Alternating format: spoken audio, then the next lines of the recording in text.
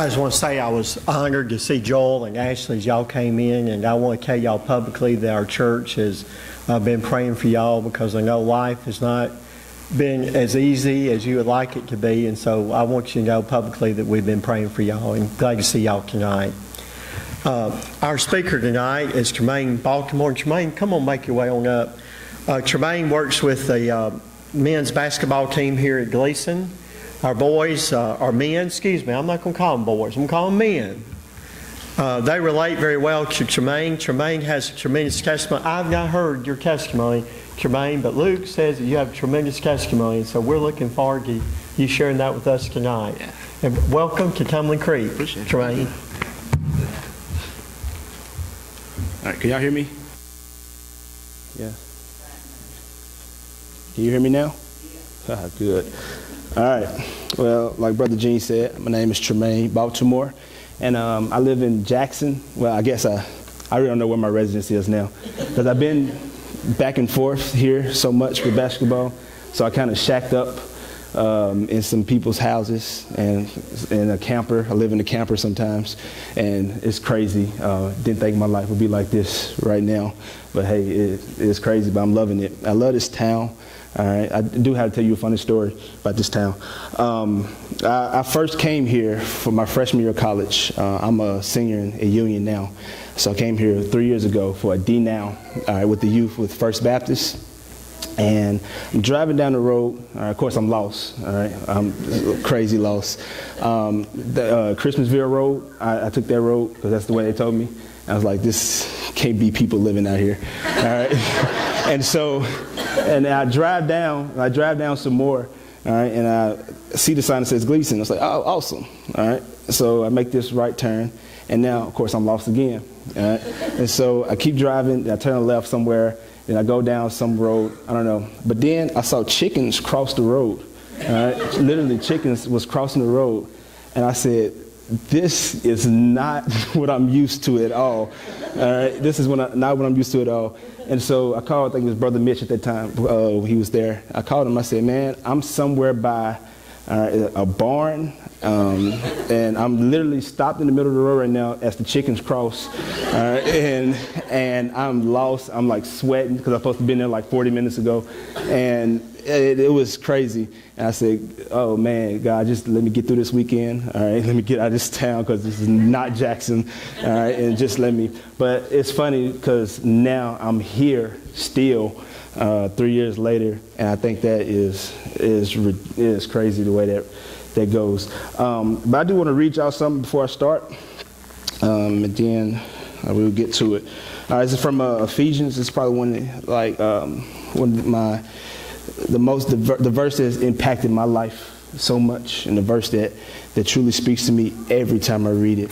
This comes out of Ephesians 2, verse 1 through 4, or I guess 1 through 3, excuse me. It says, "And you were dead in the trespasses and sins in which you once walked, following the course of this world, following the prince of the power of the air, the spirit that is now at work in the sons of disobedience, among whom we all once lived in the passions of our flesh, carrying out the desires of the body and the mind, and were by nature children of wrath, like the rest of mankind."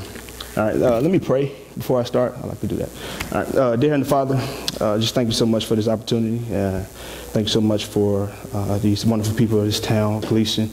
And God, just thank you so much for just bringing me here. Lord, you opened my eyes so much that it's a world outside of Jackson. It's a world outside of what I'm used to. Lord, thank you so much for just shaking me up and letting me see that. So, Lord, as we gather here today, Lord, just let this be about you and not about me at all. This is your story. This is what you have done in my life. And God, just thanks so much for letting me get the freedom to gratify that. Let me get the freedom to express that. So, Lord, I just pray that someone here will be impacted by what you have done, Lord, because you've done miraculous things. And so, God, just thank you so much for all that. Lord, we love you. In your name I pray, amen. All right. I'm going to tell you my testimony, what God, I'd like to do it in 3 parts. I love sharing my testimony. It just symbolizes what God has done in my life and what God continues to do in my life, because he didn't stop. He continues to bless me, continues to show me his will. So I like to do it in 3 parts, of course. Where I was before I came to Christ, how I met Christ, and where I'm going after that. I just like to say, I was born in a small town. It's not like Gleason. It's Brownsville. I'm sure y'all heard that. It's west of Jackson, a little bit west of, like 30 miles west of Jackson. My mama had me when she was 19 years old. She was a senior in high school. I can only imagine. I see the pictures now, of me in her belly as a senior, when she was a senior in high school. I can only imagine how rough that was for her. And so growing up, I lived a life not like a normal child. My dad was in and out, and then to eventually probably my third birthday, I believe, he was completely gone. I had no contact with him, no contact at all. And so at that time, I started to wonder a little bit what was happening. I'm guessing I was a little bit confused, seeing my friends with their fathers and seeing, I watch TV a lot. You're seeing, like, I don't know, some cartoon that dad, kicking the ball to their son or something like that. I'm like, why is that not happening to me? What is the difference, or what is going on here? And so my mom eventually went to nursing school right after she had me, probably 2 years after she had me. And so I lived with my grandparents in Brownsville. She went to school down there in Jackson while I was living in Brownsville. And so during that time, my granddad was a recovering alcoholic. My grandma was struggling with this and that. And so they were constantly bickering and constantly fighting, constantly doing this. And so I never had, it was never quiet. Like, I don't know what quiet is. I didn't know what it was. It was just one of those situations where I just had to get away, at an early age, just had to get away. And so I decided to find my love in other things. My grandma was a church-going lady. I like to say I was like a drug baby, because she literally drugged me to church, because it was nothing I wouldn't want to go. I didn't want no part of that. I hear, all these things, but I didn't want no part of that at all. And so my grandma, trying to bring me up in the church, trying to bring me up right, but I guess she kind of faded away from that. And then when she kind of faded away, my granddad kind of was getting back into the church. And so it was just weird the whole time. It was just a weird situation. And so I started hanging out with my cousins a little bit. Granted, my mom is still in Jackson, going back and forth. And so, of course, I didn't have not much contact with my dad's side of the family. And so it was just, like I said, it was just rough. And so I started hanging out with my cousins, who were way much older than me, probably 18, 19 years old. And they just took me in, embraced me. And that's all I wanted. I didn't want nothing fancy. I didn't want nothing. I just wanted to be loved. I just wanted to be loved. I just wanted to feel that love. And so they took me in. The thing about it is, they were heavily involved in gangs. But I was so, drawn by that. I felt like I belonged there.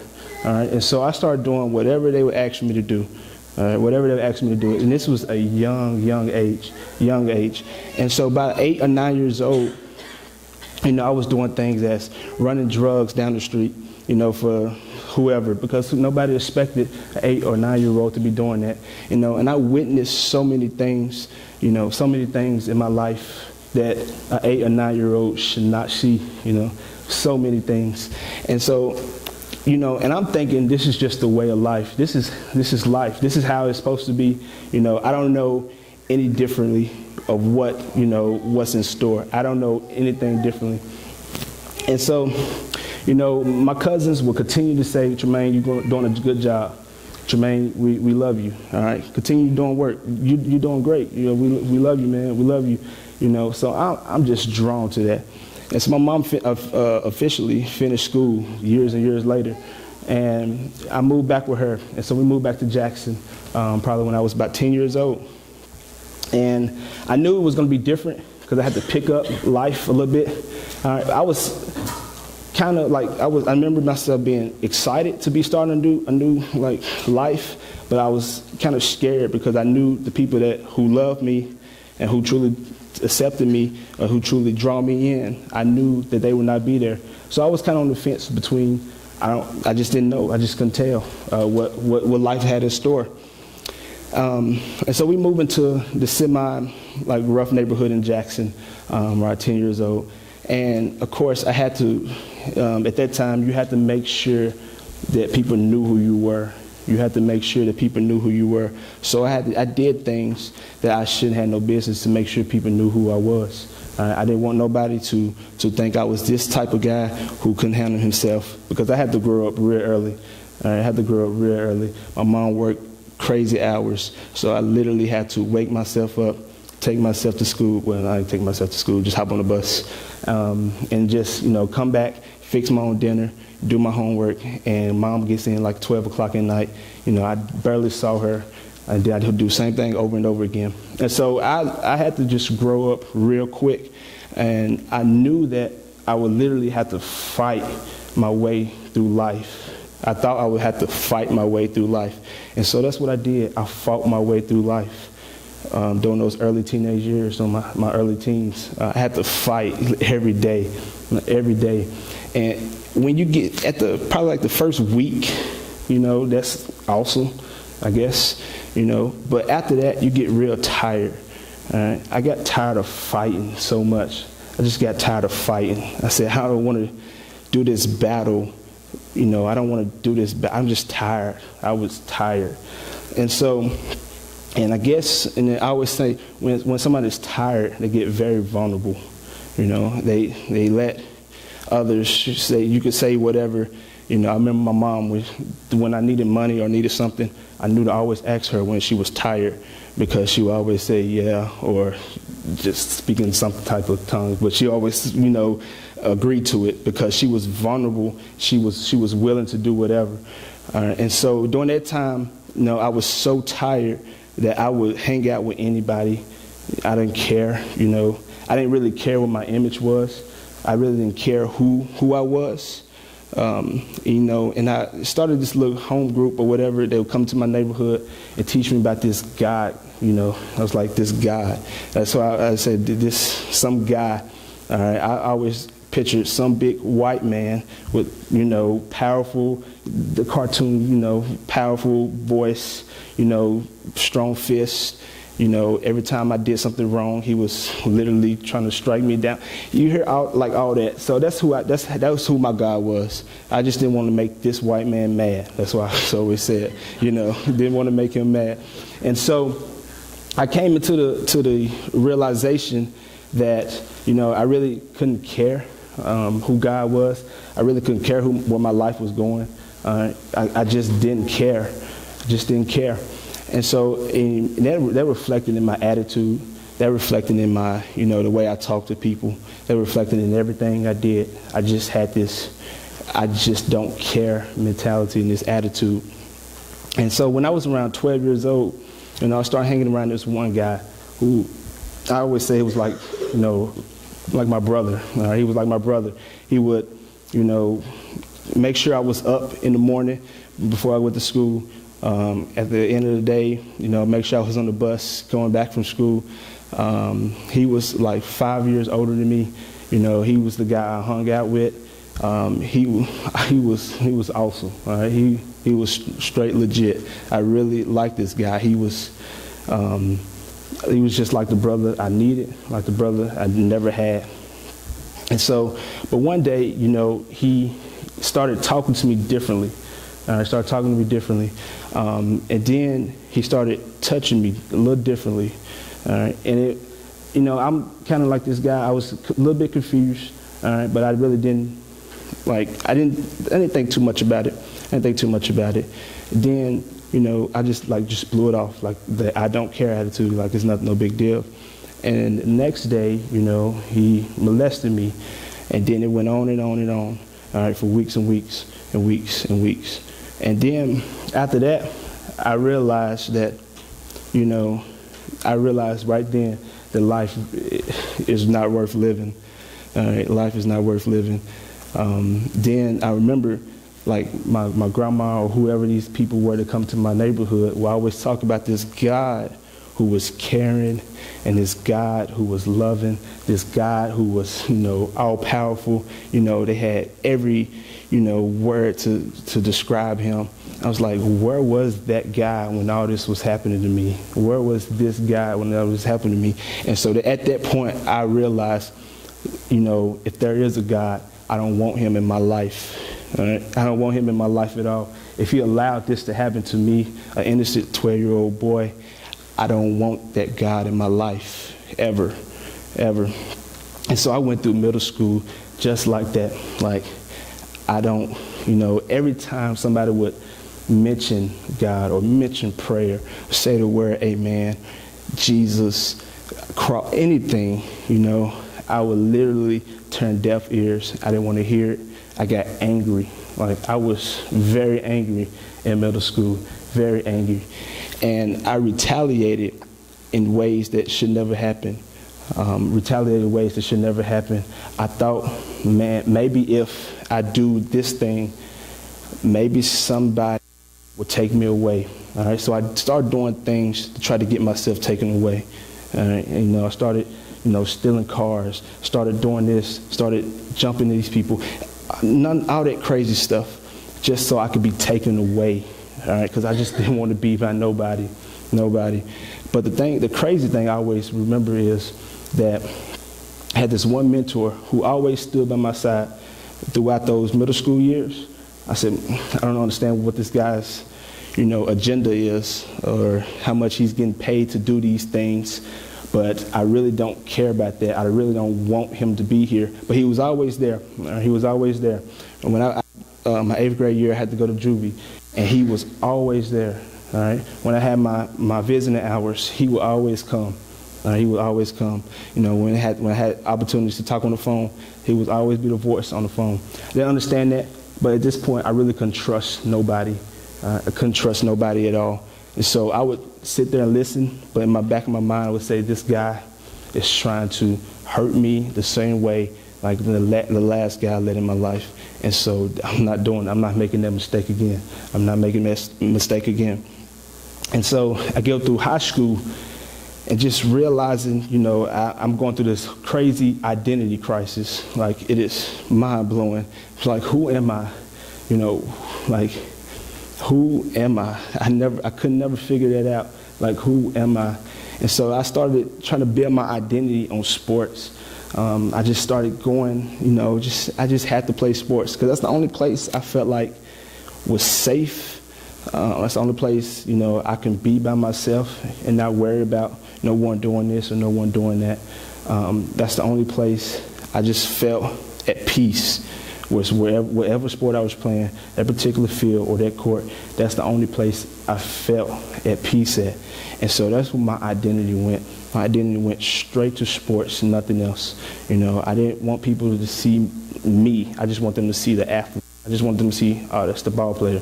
That's the guy who did this. That's the guy who scored this. And that's who I wanted to be. That's who I wanted to be. So that's who my identity was. And it was eating me alive. It was eating me alive. And I seriously struggled throughout my first 2 years of high school with that. I struggled deeply with that because I just didn't know who I was. And I was making up these fake images of who I was, telling people this and telling people that, yeah, I'm doing this, doing that, just straight garbage. And I just didn't know who I was, I just didn't have no clue. And then I started getting involved with this program in Jackson called J-Crib. And I think the first time I went there, I didn't know. One of my friends told me, hey, it's just a place we hang out, we eat, we play ball. I said, oh, cool, that sounds awesome, all right. But it's a place, yeah, they hang out and they eat. But he didn't tell me the part about, at the end, they actually start talking about what's in the Bible and start talking about God and everything. And so when they started doing that, I got real upset, It's like, come on, man, why you didn't tell me? It's a big detail you blocked out. I really didn't appreciate that. And so he was encouraging. He's like, just stay with it. It's fun, They truly love you here. I said, yeah, I'm sure they do. And then they took us to this camp that summer. All right, I decided to go to this camp because I realized it was with sports. It was sports there, and I said, oh, this would be awesome. And then, but of course, it had something to do with Jesus and all those things. And I said, man, I can't stand this. I really don't want to do this. I kept battling back and forth with life. I just kept battling. It was just, like I said, it was a fight throughout all life. And I just didn't know whether to actually listen to them or just say, I'm not having no part of this at all. I'm not having it. I'm not doing it. I don't want to hear about it. And so, but one day, they had this skit at the end, close to the end of the camp. It's called Crosstalk. It's a skit where they show the crucifixion of Jesus, and they have a guy come and explain it, talk and everything. And so, I mean, it's a skit that it opens your eyes. It opens your eyes because you see, that actually, you feel it. You feel it. And so at that time, I got vulnerable again. All right? I got very vulnerable. And, I was like, wow, that's crazy. That's crazy. Then he said those words, Christ died for you. All right? I never heard that before. I'm sure I heard it, but never just really, just never clicked. It never clicked. But he kept saying, Christ died for you. Christ died for you. Christ died for you. He died for those sins. He loves you. He kept saying those things. Like, man, I just feel like, the lady from The Exorcist, my head was just spinning, and I was like, wow, this is heavy stuff. It's heavy stuff. And so I'm curious, I love to ask questions. I just love to ask questions. So I had a counselor at that camp, and at night, I remember just standing in my bed, all right, just standing in my bed and just looking up, and I just hopped out of the bed and woke him up. So can you come to the porch? Can we talk? Can we talk? And at that time, I felt okay being one-on-one with somebody. I don't know. It was the strangest thing. I felt okay being one-on-one with somebody because I had him come out there and talk with me. And so I come out here and said, man, I don't know. I just told him everything that was been going on. And, he just broke down crying. It's like, God, are you kidding me? Like, it's not that. So what is wrong, man? What is wrong? He said, man, Tremaine, I've been praying for you all week. He said, I knew something was wrong with you. I knew something was going on with you. I just didn't know. So I just been praying and praying and praying and praying. He said, and you came to me and God just answered that. He said, I know. So I know how to pray for you even more. And I said, what you mean by pray? And he just started explaining all these things. He just started explaining all these things. Then he started breaking down the gospel very clearly. He started breaking down the gospel so I could understand. Started breaking down the gospel so, it didn't feel like somebody was just barking at me, like those, sometimes you feel like people are. I felt like he was talking to me in this tone where he truly believed what he was saying. He truly believed what he was saying. And so I just started thinking, and I was like, man, that's crazy. I was like, he did all that for me, and he was just going back and forth. He was like, Tremaine, do you know you are a sinner? I said, yeah, I know I do bad things. He's like, you're a sinner. I said, okay, I'm a sinner. He said, Christ died. He literally took all that on him. All right, he took all that on him and put it to his back.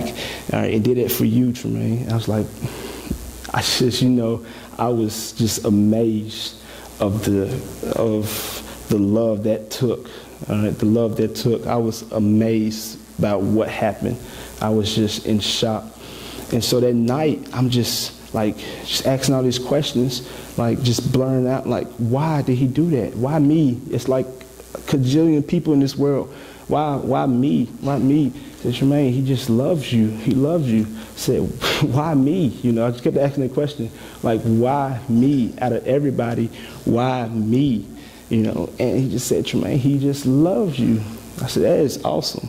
That is probably the best thing I ever heard in my life. That is the best thing I ever heard in my life. And so that next morning, I get up, and I'm like on cloud nine, I was like, this is, this Bible that I've been just get it out of my face. It's truly word from word what came out of God's mouth. I was just blown away. And so that next day, I'm just going around. I skipped all my like we have classes like these sports classes or whatever. I skipped all my classes because I just wanted answers. All right? I'm one of those guys, okay, tell me something, then just go away. I need details.